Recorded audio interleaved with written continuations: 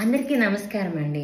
స్వాతంత్రం వచ్చాక అతని పెళ్ళి 1927 అని కొన్నిట్లో ఉంది, 1928 అని ఉంది. 1928 మే 16న లలితాదేవి అనే ఆమెను తను పెళ్లి చేసుకున్నారు. ఆ పెళ్లిలో అతనికి వచ్చిన కట్న రూపంలో తీసుకుంది. చూడండి, గాంధీ గారు బట్టలు నేయడానికి దాన్ని ఏమంటారు నాకు తెలియదు, ఒరియాలో ఒరట అంటారు, ఏదో వీల్ అంటారమ్మా ఇంగ్లీష్లో. సరే, అది కొన్ని బట్టలు మాత్రమే కట్నంగా తీసుకున్నారు. అంత సాదాసీదా అయిన వ్యక్తి అతను.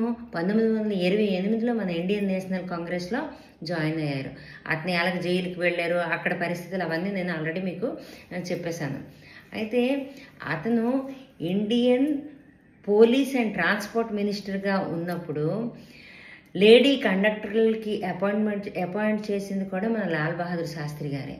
దాని తర్వాత పోలీస్ మినిస్టర్గా ఉన్నప్పుడు లాఠీ చార్జీలు అలాంటివి ఏ రకమైన సంఘటనలు అయినా కూడా గన్నులు లాఠీలు పట్టుకొని ఒంటికి గాయాలయ్యని బదులుగా, అంటే రక్తం అనేది చిందించకుండా వాటర్ జెట్లని తొలేది మొదలుపెట్టిన వ్యక్తి కూడా ఈ మహా వ్యక్తి. దాని తర్వాత 1952లో రైల్వే మినిస్టర్గా జాయిన్ అయ్యారు. రైల్వే మినిస్టర్లో జాయిన్ అయిన తర్వాత తొలేత జనరల్ బోగీలో ఫ్యాన్లు బిగించింది కూడా అతనే. అండ్ ఎక్కడికి వెళ్ళాక ట్రైన్లోనే వెళ్ళేవారంట.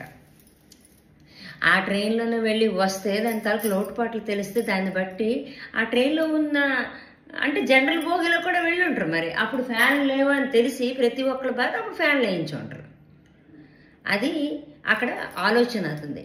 అయితే 1956లో తమిళనాడులో ఒక బ్రిడ్జ్ కూలిపోయి ఒక యాక్సిడెంట్ అయిందట. అయితే వెంటనే తను ఉండే పదవిని బట్టి అంతమందికి ఆ నష్టం జరిగింది అని నదులు పడిపోయింది ట్రైన్, అందువల్ల చనిపోయారు. దాని తర్వాత వెంటనే రిజైన్ చేశారంట. రిజైన్ చేసిన తర్వాత 1961 నుంచి 63 వరకు హోమ్ మినిస్టర్గా కూడా అతను ఉండరు. హోమ్ మినిస్టర్గా ఉన్నప్పుడు ఇండో చైనా యుద్ధం ఎప్పుడైతే అయ్యిందో ఆ టైంలో వైట్ రివల్యూషను, గ్రీన్ రివల్యూషను అతనే స్టార్ట్ చేశారు.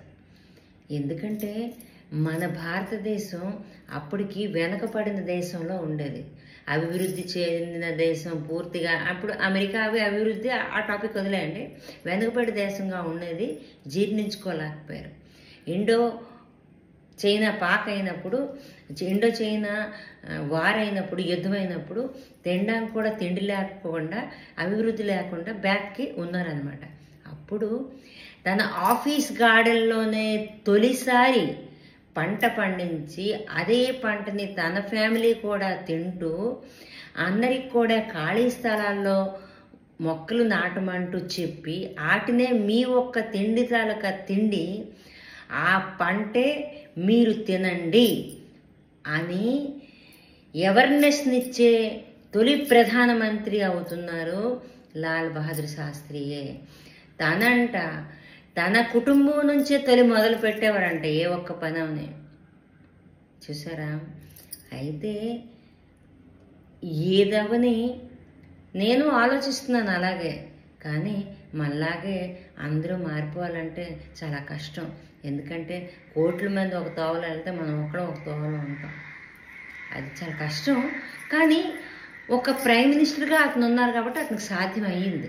అది పాలిటిక్స్ అంటే నాకు యాక్చువల్లీ అసలు ఇంట్రెస్ట్ ఉండదు.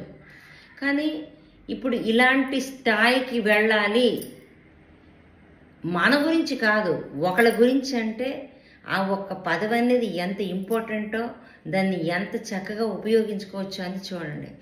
దాని తర్వాత ఇంకా చూడండి, శాస్త్రీయ ఉపవాస వ్రతం అని కూడా ఉందంట. అంటే ఆ ఒక్క టైంలో ఏం చెప్పారంటే సైంటిఫిక్గా కూడా ఒకరోజు ఉపవాసం ఉండడం అనేది చాలా మంచిదని అందరికీ తెలుసు. అది ఆధ్యాత్మికంగా కూడా మంచిదే.